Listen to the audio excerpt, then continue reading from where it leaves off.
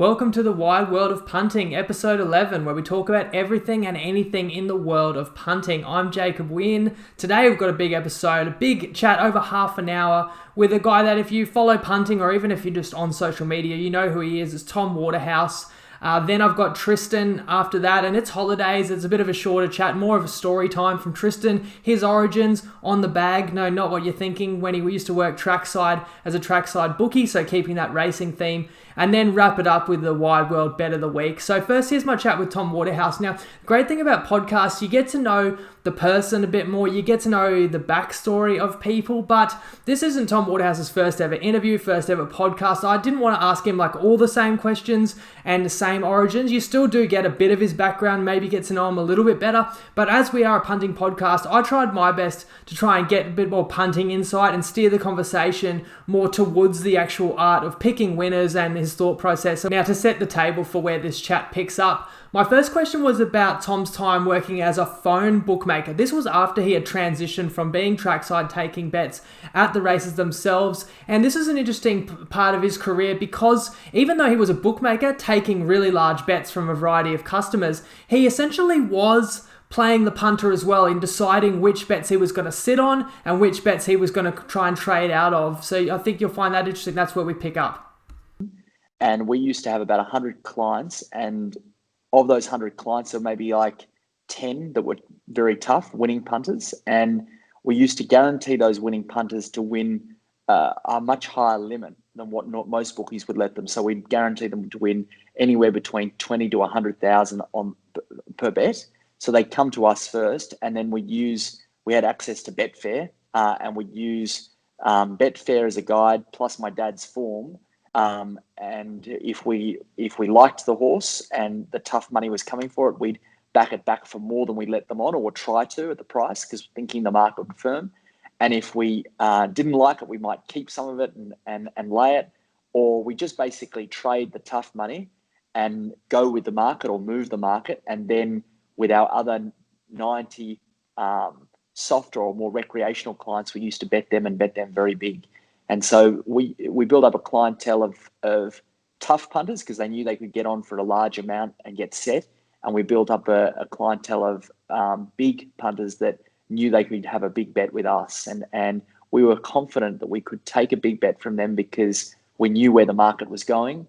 We had access to Betfair. We could lay off for a large amount. We also had my dad's form. So it was a really interesting period. And also we had all these overseas bookmakers coming to Australia, and they wanted to get market share, and so they were willing to bet reasonable size amounts. So in 2008, 2009, I had 3 bookies that would guarantee every bet to win 100,000, and now you're lucky for a bookie to bet you to win $1,000, the minimum bet rule. So it was a very interesting time for about a 2 or 3 year period, and then the market completely changed, and that trading business no longer was as lucrative as what it was for that period. And that's why you could have the confidence. Someone wants to put 100 grand on a horse at $4. You don't have to think too hard about it because you knew even if it was a great bet, you could put it straight back through some of the corporates. My grandfather and my dad always say that you can judge how good a bet you're taking is if you can get off. If someone wants 100,000 on something at $4 and you can get rid of that whole 100,000, it's got to be a good bet because the market's willing to accept it. Where if someone says, "Oh, look, I'd like to have 100,000 on something at," and you think it should be $4, and they're happy to have 100,000 at $3, but you can't get off a cent, well, they go be very wary of that bet because you're obviously betting where the market is not liquid, and you might think you're right, but there's a good chance that you're probably not. And you just kind of shared why you needed to transition beyond that business once you couldn't offload those bets, once the other big bookmakers wouldn't allow you to do that. Can you talk about how you opened up Tom Waterhouse as the online bookmaker? Yeah, so it was extremely lucrative or exciting time because you had this market where you could bet and trade large volume. So we were holding about $6 million a day, and we would bet back about $3 million of the $6 million. And we planned to obviously and hope to win on our money we kept, the $3 million we kept. And we also had a positive expectation that we'd win on the $3 million that we bet back. However, the bookies, after a sort of 2-year period, went, well, we don't want the winning bet backs, and these bookie bet backs don't really suit us. And so we needed to build up a large retail online business. And we sort of started the build phase of that in 2009, soft launched in 2010, and started advertising in 2011. And that was a really interesting journey, because it was a shift from the bookmaking business that I knew and grew up with and was taught by my grandfather and my dad, to a more digital marketing business, running an online business. And that was really an entertainment product, and trying to be a mass market entertainment product. And we were lucky with, obviously, the brand was known, the Waterhouse name, and that business grew really quickly. We went from 100 customers in sort of 2010 to by the time we sold in 2013, we had 250,000 customers. So it was a very, very quick growth period. And speaking of that growth and marketing, I think a lot of people got real familiar with you around that time. Myself, I had a tomwaterhouse.com account, and I still remember you sprouted up, like, I guess, as you said, you had 100 clients, so you were relatively small, but you seemed to have a huge marketing budget. Like, your ads were everywhere. You had a presence on, like, Friday Night Footy, and even other marketing strategies, like you had the $2 favorites, which was super appealing for people to get on at $2. A team that would have been $1.25 head to head. Was it like a bit of foresight you had that if you could really build your number of customers, that would build the value of your business? But I imagine with the amount of spend, was there a bit of risk involved that you get the return from it? Look, I think we started off with not thinking of spending really any money. I went on TVN one time when my mum was on there, and we saw a spike in signups. We went, oh, actually, well, this TV might work. And then my brother-in-law was working at Channel 9, and they mentioned that they couldn't sell the rugby union, and this would have been Rugby Union World Cup, maybe 2010 or 2011. I'm not sure of the date of the World Cup, but whenever that was, and we bought that. It was sort of a distressed sale at the time, and that worked well for us. And so we had two things in our favor. We realized we had an advantage in that we were differentiated in brand. We're named after an individual, and also an individual that had the background and history with the Waterhouse name. So that was a big advantage. And then the second, compared to like sports betting and TAB Sports Bet and Sports Bet, they all sounded quite similar. And that every time that I was on TV, I didn't actually have to say, keep mentioning the brand. The brand was myself as an individual who was the brand. So you got a free kick in a way of sort of putting it out there. And the other thing we realized is that live sport was really important during that period. And we just went, well, all these overseas companies are coming. Let's buy up as much live sport as possible. So we bought the NRL, the NRL regional, the AFL regional, the second spot on AFL Metro. We bought the tennis, Wimbledon, regional Australian Open. We bought the racing live, and it was generally quite cheap at the time. And so our marketing budget was dramatically lower than what our competitors was at the time. But one of the reasons why William Hill was keen to buy us, our cost per acquisition, so our bang for our buck of marketing spend, was several times better than what the competitors were in the market. And that was really those two things. We got a lot of live sport, which worked, and we had a brand that was differentiated, and also polarizing. And so we were lucky in that we sort of found those two advantages, and they worked well for us. And let's keep talking about marketing, because you've got now a strong presence in social media. You're all over the place. So again, I think you're doing quite well in that regard. And you said the word there, polarizing. It seems to me but I'd love you to talk about the theory behind your current campaign with your new odds aggregator app that we'll talk about later. It does seem to me like you're not trying to get everyone necessarily to like you, but you're leaning into, I guess, just getting people to talk about you. Yeah, I think in terms of marketing I explain to my kids in that everyone thinks they've got a great product, and people are so busy that even if you do have a great product, for them to look up and pay attention to it, you have to actually convince them why they need to go away from what they're doing or even look at a new thing. And just to say you've got a great product, well, everyone says that. So you've got to find something that gets people's attention and gets people talking about a brand or a business. And then you have to back it up, because like a brand is a promise kept. You've got to actually deliver on what you're saying, but you need to actually spike that attention of, oh, well, what's that person doing? Or why is that interesting? Or why have I got to look at it? And that's very hard, especially in an environment where everyone is got low attention span. So a 30-second ad on TV used to work really well 10 years ago. For us and our business, TV advertising for 30 seconds ads don't have the same bang for buck as a 5-second thing on Instagram or on TikTok, and that's just people's attention span is different. They've got so much going on. And so you've got to find something that is interesting. It spikes their interest and spikes their conversation about it. And sort of the water cooler test. If your business and brand, they're not talking about it at a water cooler, you've got a long way to go before you get any sort of mainstream user base. And so we constantly think about what's interesting, what sort of ads are working, why things work, how you build a brand long term, and really just try and test and learn all the time about what the market wants and what they're looking at. And you don't have to win the whole market, but you have to get a certain segment of it and be very focused on what segment you want, and really find a message that is interesting to them. And speaking of growing a business, so you were acquired by William Hill, your bookmaker, and then I understand you took you were CEO of their operations. Yep. Of the merged entity. Sporting Bet, Centrebet, Waterhouse.com, and then all those three businesses merged into William Hill. They brought you on. Was there any major changes you made, or what did you kind of bring to the business in terms of how you helped them operate?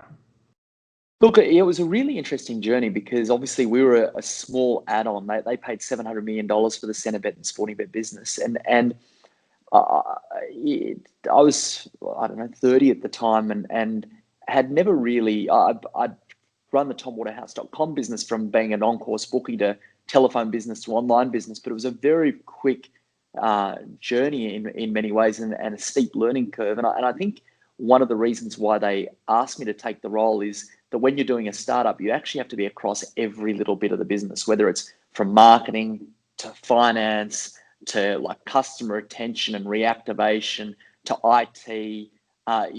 You sort of get a taste for it all. And so there were how that whole ecosystem fitted together. I think they quite liked that I'd been through that journey there and bringing these three businesses together. But at the same time, it was a steep learning curve to go from Waterhouse.com that had 250,000 customers and I don't know, call it a few $100 million in turnover to a business that turned over $2.5 billion and had 500 employees and over 1 million customers. It was a very different challenge. And so they bought a business that was a large turnover business, but was competing against Sportsbet that had double the team, double the marketing budget, and was growing at more than double our rate. And so we had to basically go toe to toe with them if we wanted to keep up. And that would have had an impact on profit short term. That was a very costly for the long-term prospects of William Hill in Australia, that we didn't keep the pace up of what Sportsbet did in this market. And I'll fast forward a little bit. I mentioned CrownBet before, but that was actually CrownBet then merged with William Hill, or I suppose the Stars Group acquired William Hill. And that was at the point in time where then you, I suppose, had a non-compete and you went down the road of sharing your own tips on a subscription-based model. And that's what I really want to dive into, because I also share tips. And I think the people that listen love to hear about the process of people who give out tips but have success beating the bookies. So can I ask a bit about you? I've heard you talk about your model, basically, that helps you determine the tips. And I hear you speak about true probability. So trying to figure out, using all your knowledge and your father's knowledge, or generations of knowledge. And obviously a lot of factors go into that. And I'd love to hear you talk about some of the factors that go into your model that help you basically figure out true probability of a horse winning a race. Yeah, okay. Look, so the path was I was fortunate enough, William Hill let me buy back the TomWaterhouse.com brand, and I had 2 years where I couldn't go into betting in Australia, and I thought, well, William Hill had such a large customer base, but the majority of people that bet are doing it as entertainment and recreation. They don't win, and I was lucky to grow up with my dad and my grandfather. My dad, who's been a professional punter for over 40 years, and listening and understanding of how he approaches betting. But most people, there's no school for punting or no school for bookmaking. And I thought, well, if I can share those lessons, maybe that's a segment of the market that would be untapped. And so started this tipping business of trying to make our members better bettors and really share the process of what my dad does and what he's taught me. And that is that you've got to obviously do the form. So how we look at doing the form is that you think, well, what are all the different factors that you can think of, and has the market underestimated or overestimated any of those factors? So it might be wind, it might be track condition, it might be whether a horse has been held up, might be is there a jockey change, is there a gear change, is there how fast did it run its last sectionals, how fast did it run its race overall, how long since its last run, is it up in class, is it down in class? It might be thousands of factors, and then seeing which factors actually the market hasn't estimated correctly, and what you think is, or what we think is the true probability of that horse being able to win the race. So that's doing the form, coming up with the selection. And then once you've identified where the market's hasn't estimated the true probability, is then how confident are you? And when you realize, well, how confident you are, well, that's your staking. So how much of my bankroll am I going to have? 5% of my overall bankroll? Am I going to have 10%? Am I going to have 20%? Am I going to have 1%? So understanding how much you're going to have on it. And then the third factor is, okay, well, what price?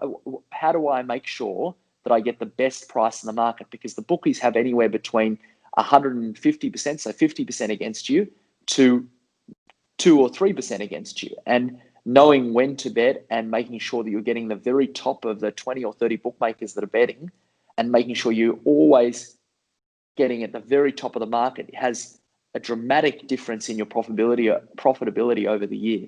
And so those are the three ingredients: coming out the selection, staking your confidence, and making sure you've got as little percentage against you, and taking the top of the market price. And that's sort of what we try and do with our subscription packages, is say, well, look, if you are disciplined and you follow these factors, the edge against you is much, much less, and your ability to beat the bookies is increased. And try and instill that discipline that my dad has instilled in me, and it's turned out to be well received and popular. And I want to ask a couple more questions about the staking mentality and also pricing. But just back to that first element, the form, can you still dive into a little bit more? You mentioned a lot of those factors, like you'd obviously have a team, or, you'd go back and watch replays, you'd watch trials. You mentioned it. A horse gets blocked for a run, it's in the wind, or it's in a really poor part of the track. Like, obviously a lot of factors. But I find that they would be quite qualitative. Like, it'd be very hard to build a percentage. So can you talk about how it's an art and a science? Those qualitative factors, you need to put a number against them. Mm-hmm. So what does this, when a horse does that, what number? So everything has to have a number against it. So you can basically compute, well, what does that actually mean? Because if you're relying on me watching a video, oh, well, that horse was balked there, or this jockey didn't take the run here, or that, it's not to say you can't do it. There's plenty of people, and there's an edge in people that watch the videos and that analyze trials, and there's definitely an edge in it. The problem is that because you can only get on for the minimum bet rule, you need to turn over a significant amount of money on a significant amount of events to make a decent amount of money. And relying on my eyes, or one analyst's eyes of just watching trials or just watching videos, is very labor intensive. And so the way to be able to scale it is you have to say, well, this type of thing is a number and a factor that goes into a model, and then you can build it out and do it over tens of thousands of races rather than doing 8 races or 30 races a day. And if you said, well, look, I'm going to study this one particular race, and I'm going to analyze the videos, and I understand betting and probability and all that sort of stuff. If you're just doing one race, you'll probably beat the computer teams. The problem is the computer teams over 10,000, 50,000 races, they will win, and they are over on scale. It doesn't matter that you got that one race right. And the problem now is on that one race, the amount that you can bet and exploit your edge has greatly diminished because the market's got smaller. That makes sense. And so then you come out of your model with your true probabilities, and then I suppose you compare to the market, and that's where you identify which horses are value price and what you're going to give out. So when you share out your tipping package, do you share out like a minimum buy price or a minimum price that you need to back a horse to make sure you're getting value? Yeah, we do. So we share with certain packages what the minimum price to take is. And that's really because on different packages, we feel we've got more edge, so like on our best bet package, historically we're winning over 10% profit on turnover at starting price. So there's a lot more leeway in how low you can go in taking the price, where we've got some other packages which are just, if you can't get the price available when we tip it, you're not going to win. And that's really the difference in if you're getting, there's probably thousands of punters in Australia that can, if you took one tip from them a month, they would win a high profit on turnover. But if you ask those same thousands of punters, look, I want you to provide me 30, 40, 50 tips a week, very few of them, there's probably under 10 that could win. It's because basically if you're getting anyone's best tip and they're being disciplined just to stick to that, they're going to win. The problem with most people is that they don't have the discipline just to stick to their best selection. And they go, oh, well, look, I just love having a punt and the entertainment of it. And their 48th bet isn't staked accordingly in size to their best bet. And on their 48th bet, they're not going to win. And it's a little bit like that with our tipping packages. We only want to provide packages that you can win at, but there is a sliding scale of our best package and the leeway of how far you can take down the price compared to our 50th best tip. And that's why we provide the minimum price to take. Can I ask about betting just win only versus each way versus the place? So we have a few packages. Most of them are for the win. We have an early place package, which is sent out on a Friday for the Saturday races, which is the fixed odds to take on the place bets. And then we have a best tote the place price, where we generally pick sort of shorter price favourites, and we think that the variance across the three totes the place, there's an edge. But it's much harder betting the place for us. At true each way, obviously, there's an edge for you in those fields under 10. But to get on true each way is I think it's what's impossible at the moment to find anywhere that will bet you true each way. And the place market isn't as robust and as competitive as the win market. And so we find there's far less opportunities where we can find an edge for the punters to get on. Sorry, can you explain what true each way is? And also, are you saying the place, is there a higher hold by the bookmaker? Is that why it's harder There's to a beat? high percentage again. So they've inbuilt a lot more percentage into the place market, and it's not as competitive as the win market. And so we find it harder to find as many opportunities for the place market as we do the win. And true each way is obviously where you bet a quarter of the odds. So it's obviously betting a quarter of the odds, you're betting a much different percentage to when they can just put as whatever percentage they want to in the place. Okay, I see what you're saying. And you mentioned best tote place. I actually noticed that as well a year or two ago. They were a lot more variable. I feel like the market has adjusted that, because I think you were tipping out something that I noticed there was an advantage in betting on favourites, best tote place, because a lot of other people weren't backing like say $2 to $3 favourites to place, but But on the tote, there was a variability across the three, and you might get, like, just as an example, you might get a $2.50 to the win horse that pays like $1.80 or $1.90 to place where it was in your favor. But it's less common these days, isn't it? Well, what's happened is we found that edge, and we went from, it might be 6 bookies betting best tote the place, so I think there's only 1 or 2. That's right. Yeah, they used to all do it, and that's why they don't anymore.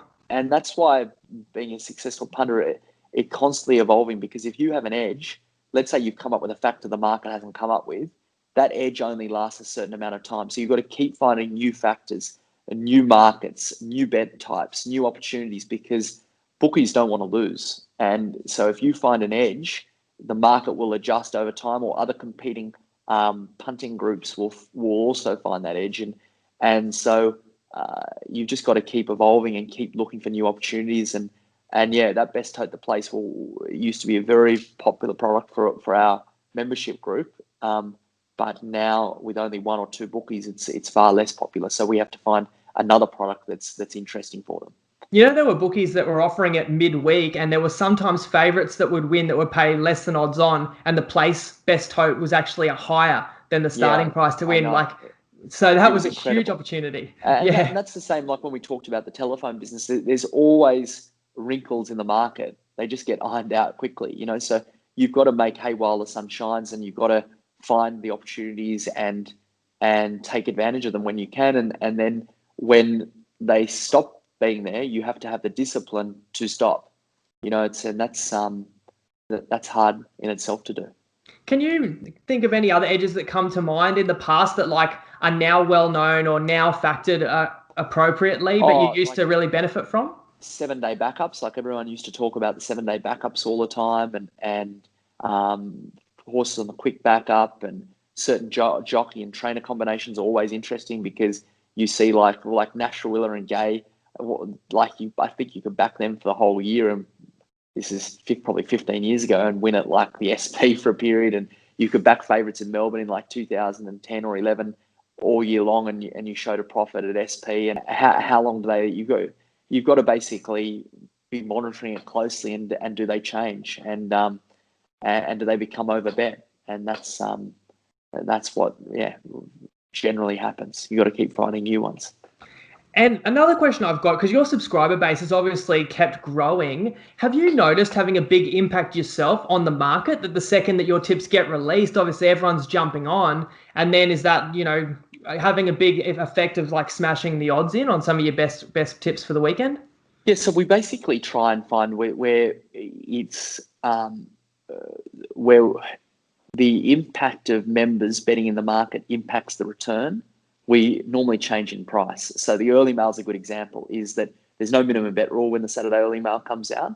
And the advantage is we're beating the SP by around 30% for that product, is that we try and limit by increasing the price. So that's a very good product. You're finding huge overs, but the price is very different to getting my 5 best tips on a Saturday, you know, and that's and really we try and make sure that we stick to a numbers that it's still viable. And if it's not viable, it becomes natural that they don't stick to it anyway, because you're not going to pay $100 a week for a package if you aren't getting benefit from it. And you're not paying $15 or $20 a week for the same thing.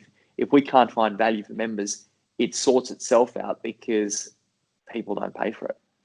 But what's with the minimum bet rules? Do the bookies have to take that days prior to a race? Is the issue that the people get a good price, but they can't? Can your members still get good bets on?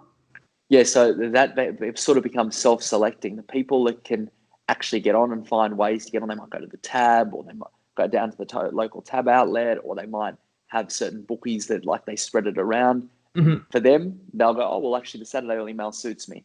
For people that can only get on the minimum bet rule, they're like, actually, well, I only want Tom's daily best bet, or I only want his gold package on a Saturday, or his silver package. It really becomes self-selecting of what you can get on and where you can basically exploit the edge the tips are trying to give you.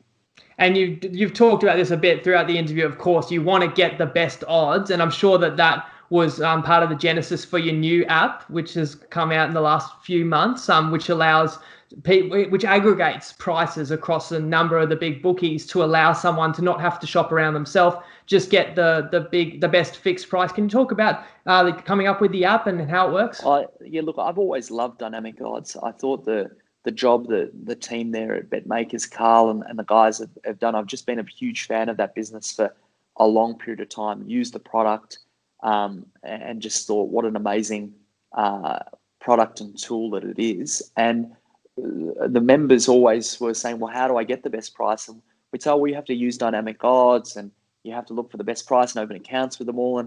And really thought, well, how do I make it easier for them and building that sort of functionality into the app? And that was really where the conversation started of, look, how can we leverage and utilize the dynamic odds BetMaker technology and the expertise that Carl and Todd and the team have got and be able to give that advantage and that functionality to our members in an app style product.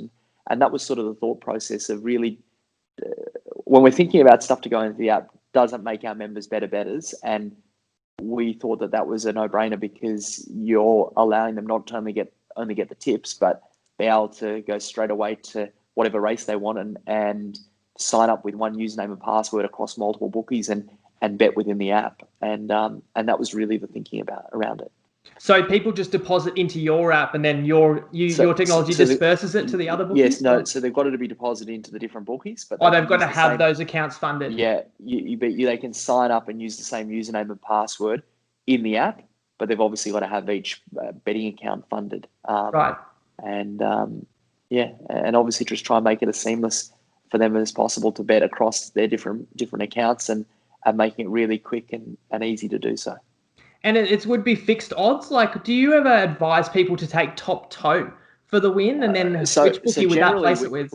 Generally, we say, well, taking the fixed odds is best course of action to take the fixed odds. But there's several of our products that you win at best of the best, like best of best tote and fixed price, and we do recommend them sometimes if they can't get on to use that product if you can't get the fixed odds at the time we tip them.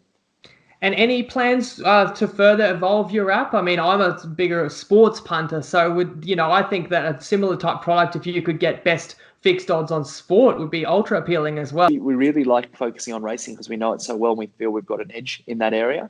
I think the next thing will be having it where it goes from tip. They get the tips and they can just click straight away and bet through at the best price. I think that will relieve a lot of pain point for our members. But yeah, just trying to make that ease of experience and that integration with the bookies, that it's just as seamless as possible for punters to have a bet. Well, I echo the sentiment, of course, if people want to be winning as much as they possibly can. And look, a vast majority of people punt to have fun. But I always say it is more fun if you can win a bit more often. And if when you do win, you get paid a little bit more. So I definitely advise people to give the app a shot. But I really appreciate the opportunity to chat with you today, sharing your valuable time and your knowledge as well. So thank you very much. Thanks so much, Jacob. Thank you. Now, I know Tom is a polarizing character. He said so himself in the chat, but I do appreciate the opportunity that I get to interview some high-profile people, and when I do, it's only thanks to having the audience that you guys are a part of and that you guys get around the pod. And I do feel the responsibility that if I can get a big guest that is an interesting person on the show, then it's up to me to try and get some good stuff out of them. And I hope I got some. I think I could have done better, but I'm still trying to get better each week as well. But I hope you got a bit out of that. Next is Tristan. He's on every week, and I said, let's do a little bit shorter. You're on holidays, and I've got this bigger chat. So kept it racing themed if there's people who are tuning in who don't usually. This week, talking about Tristan's origins, where he also began his career on the racetrack, and he had a couple of stories and talking about the difference between working trackside as opposed to in an online bookmaker.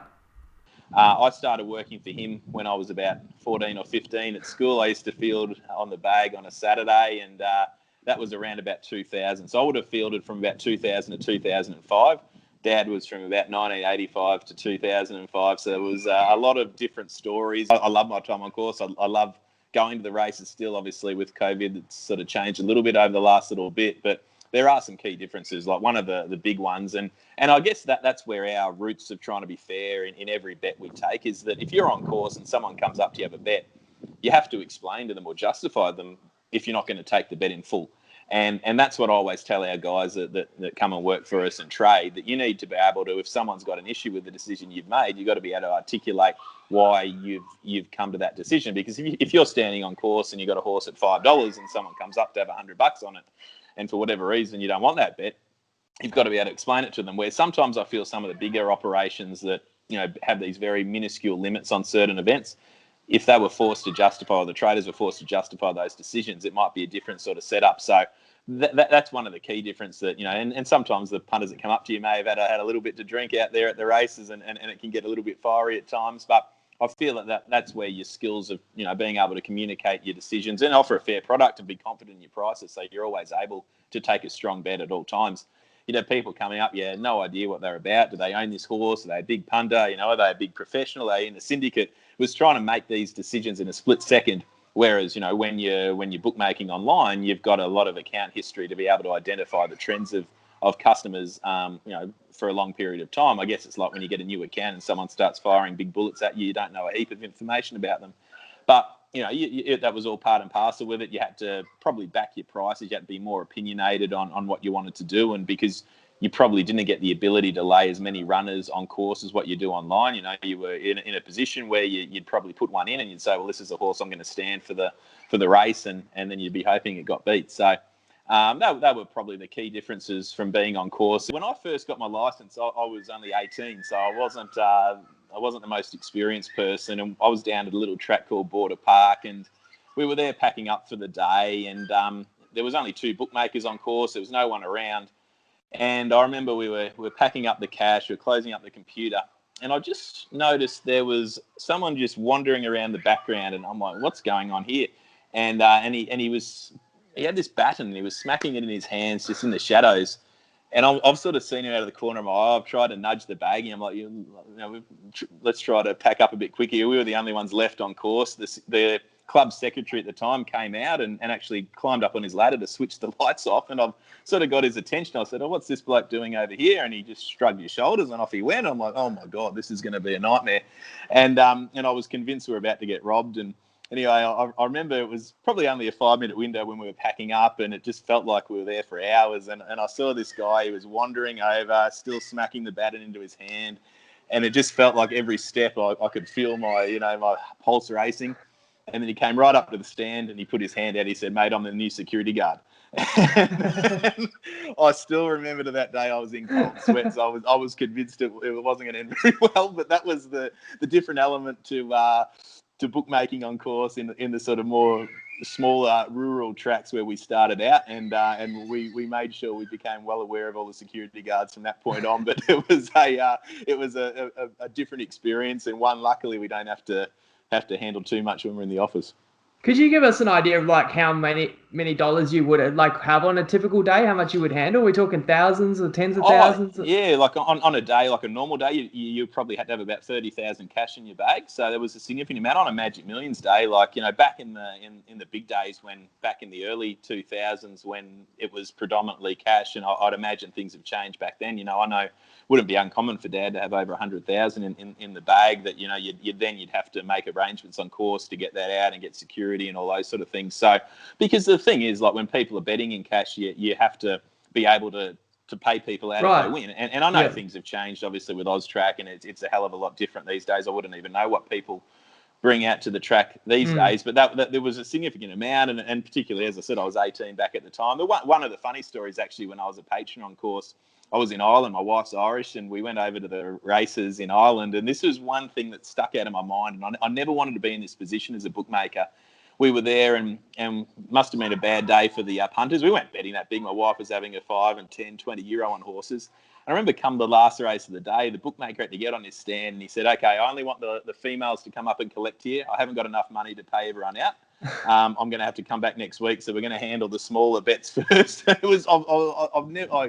I've never been in a scenario, luckily myself, where that's been the case. But obviously things were a bit different over in Ireland at the time, and that would just, you just want to make sure you never put in a position. Well, that was the other question that came to mind for me. So you're talking about whether or not you'd accept a bet.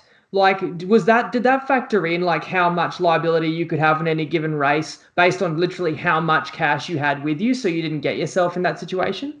Yeah, well, I suppose the vast majority of the bigger bets when you were on course still, they were people that bet with you regularly. Obviously, there's odds track requirements where you can't pay out over 10,000, has to be a check and these sort of things. So there were protection mechanisms in place, but if someone got a run and they were betting in thousands and those sort of things, you'd have to set them, and you had to make sure you weren't in a position where you overcommitted. Now, you can always pay someone in a check back in those days, or there was opportunities to go over the tab. So it's just like anything. Like, obviously, you don't bring all the cash on your bankroll, so it's more a bankroll management sort of situation. But back in those days as well, we obviously weren't anywhere near the size bookmakers we are today. So it's all relative. Like, it's the same as now. Like, we will only stand things for what we're comfortable standing in, and for a percentage of. Yeah, like we loved our time on course. I'd jump at any opportunity to field on any racetrack. Like, by the same token, I don't want to be seen to be coming onto the turf of the people that are there every week for those bigger meetings. We've had plenty of opportunities to field on course on some of the bigger days, but I don't feel that's right when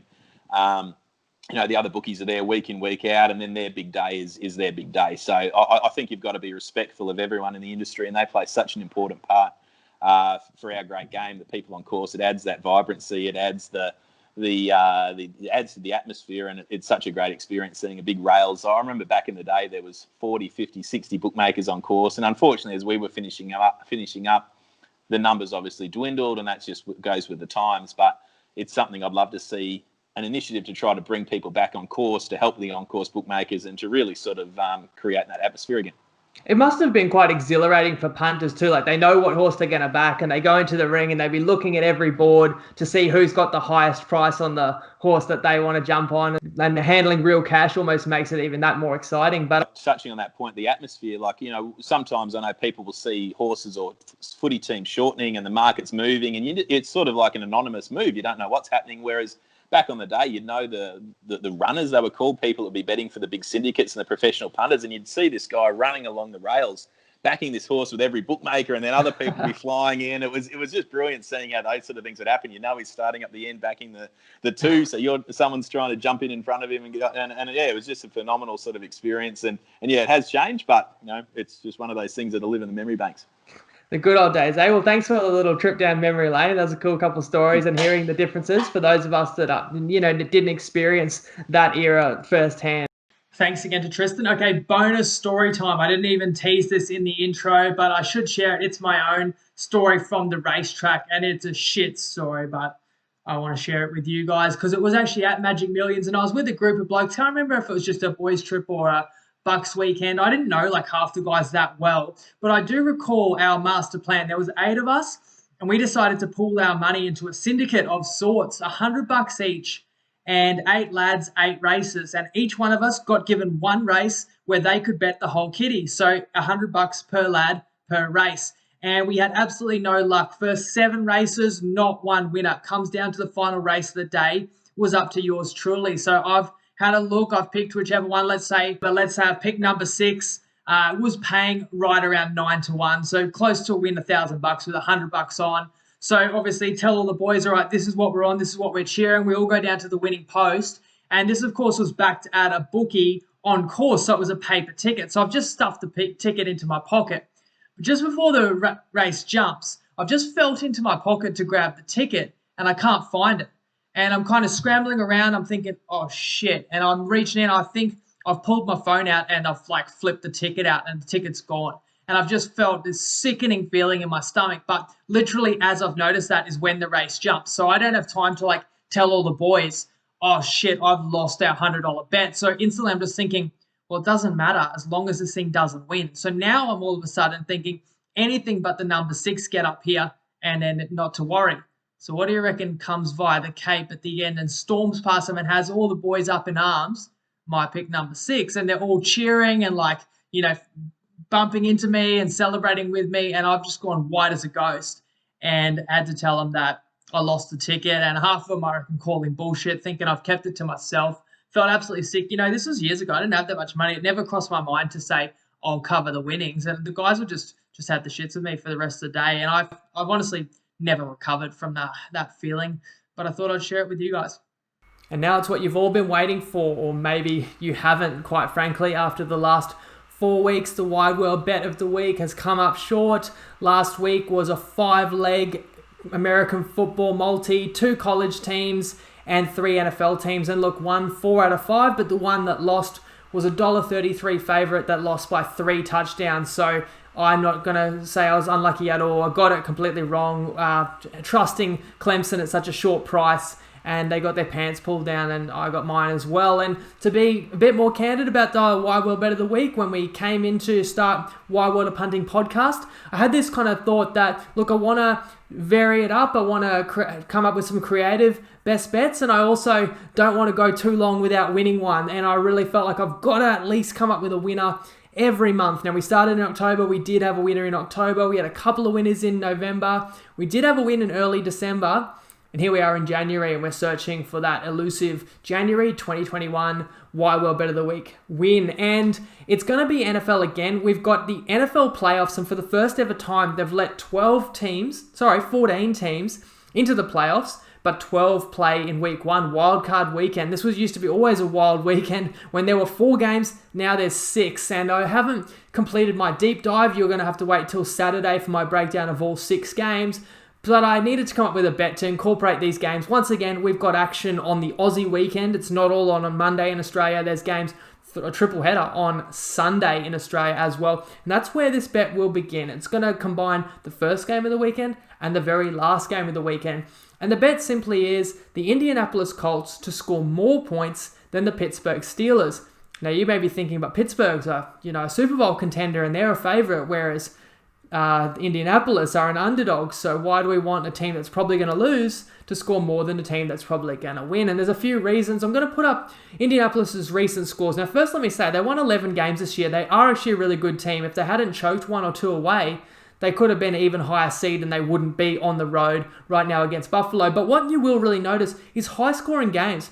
This offense is really clicking. They've got a new quarterback, Phillip Rivers, in the system this year. They really seem to improve wide receivers. I mean, they drafted Pittman, Pascal playing well. T.Y. Hilton is turning back the clock, and this Jonathan Taylor is a revelation. So what you're noticing in their games, even with ones whether they lost or won, is high-scoring games because the defense came out gangbusters, but the defense, to be honest, has regressed. So for Indianapolis to be competitive with teams, they're an aggressive side that needs to play in high-scoring games. They're playing Buffalo, and look, Buffalo's certainly a no-mugs on defense, but Buffalo is a high-powered offense. They're really, really strong across the board, as I've noted a number of times this year. And look, hands up, I bet against Buffalo in the best bets on Monday. While we did go 8-5, Buffalo didn't even need to win, and they still scored like 50-something points against Miami that was playing for their season. So you look at this game, and it's the highest total of the weekend, and I think with good reason. I think it's going to be a shootout, and I think Indianapolis can push Buffalo all the way. They won't let them have it all their own way. Now, you fast forward through all the games, get my thoughts on them on Saturday, come down to the Sunday night football, which is around midday on Monday in Australia, and we've got division rivals. We've got the Cleveland Browns, who haven't been in the playoffs for 20 years, against Pittsburgh Steelers, and this is a game I think will be much more of an old-fashioned, physical, smash mouth, on the ground, in the trenches type of game. I really feel, and I'm going to put up Pittsburgh's recent scores, and what you notice is they're not nearly as high-scoring games. They're a good defense. I would say they were great before injuries, but their offense is just really, really inconsistent. Big Ben, he's going to be fresh. He got sat out last week, but man, they don't throw it too deep down the field. They can't run the ball. The whole offense is predicated on a lot of short passes, whereas Cleveland is a team that I think is going to push them to the wire. Now, this game's in Pittsburgh, and Pittsburgh are a favorite, but Cleveland's got a pretty stout defense. They've got a very strong run game, and I think this game can be close and lower scoring. That's why I've gone with Indy to score more points than the Steelers. We're getting $3.50. Now, if you just want to look at what their team totals are set at, Indy's expected to score 21 to 22 points, Pittsburgh 24 to 25. So we're an underdog, but I think Indy can get to that 24 or above range. I think by the time this game is played on Monday, we might be more like a 50-50 chance of cashing our $3.50 ticket. That's why I'm making it my Wide World Bet of the Week. And that'll do it for another week, guys. Now, if you are into horse racing, which this podcast prominently featured. Next week, we've got a bit more race. We've got Benny Thomas from the Dark Horse tipping group, and Magic Millions coming up. So getting someone else with some knowledge. He's going to share some tips, and who knows what else. Benny Thomas, a bit of a loose unit, but there'll be a more diverse range of topics next week. I do this show every week, and I've got another 5 weeks to bring it home strong through January, through to mid-February, just past the Super Bowl. I'll be bringing this show out, and I want to get you guys involved and your feedback and interact with you guys and get your guys' topics as well that we can cover. So please share with me what you want to hear about, who you want to hear from. As always, good luck with the Wide World Bet of the Week. Happy punting, and always do it responsibly. Lego.